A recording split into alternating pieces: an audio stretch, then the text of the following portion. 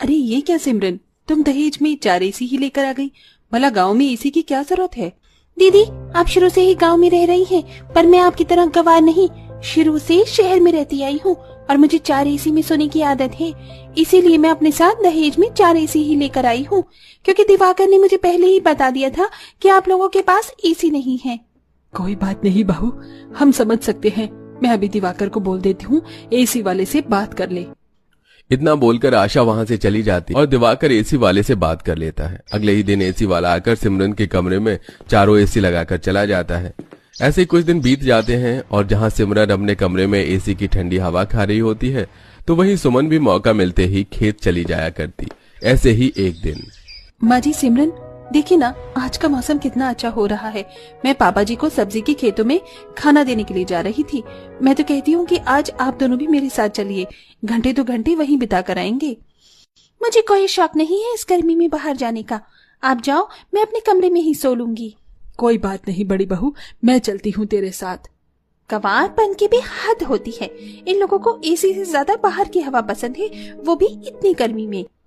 जहां मन ही मन सिमरन मुंह बना रही होती है, तो वहीं सुमन अपनी सास के साथ अपने ससुर के लिए खाना लेकर खेत में जाती है, जहां विनोद सब्जियों के खेत में पानी दे रहा होता है। सुनिए जी, कुछ हरी सब्जी तोड़ लेना और अब जाकर पहले खाना खा लीजिए। हाँ हाँ भाग्यवान, बस अभी आता हूँ। इस तरह सुमन अपनी सास और ससुर के साथ वहीं पर बैठकर खाना खाती है और कुछ देर बाद आशा अपने पति और बहू के साथ कुछ सब्जियां खेत से तोड़कर घर ले जाती है। इसी तरह कुछ दिन बीत जाते हैं और एक रात, बहू रात हो गई, जल्दी से खाना लगा दे, तेरे ससुर जी भी खेत से आते होंगे। भाभी, मेरा खाना कमरे में ही लगा देना, मैं तो एसी की हवा में बैठकर ही खाऊंगा। इतना बोलकर दिवाकर अपने कमरे में चला जाता है और सिमरन के साथ एसी में खाना खाता है। और कुछ देर बाद एक बार फिर सुमन सबसे बोलती है, ये लो देवरानी जी, फिर से लाइट चली गई। अब क्या फायदा कमरे में खाना खाने का।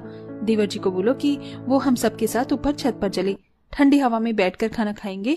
और मैं तो आज छत पर ही सोऊंगी। आप भी कभी छत पर सोकर देखो, बहुत अच्छा लगता है।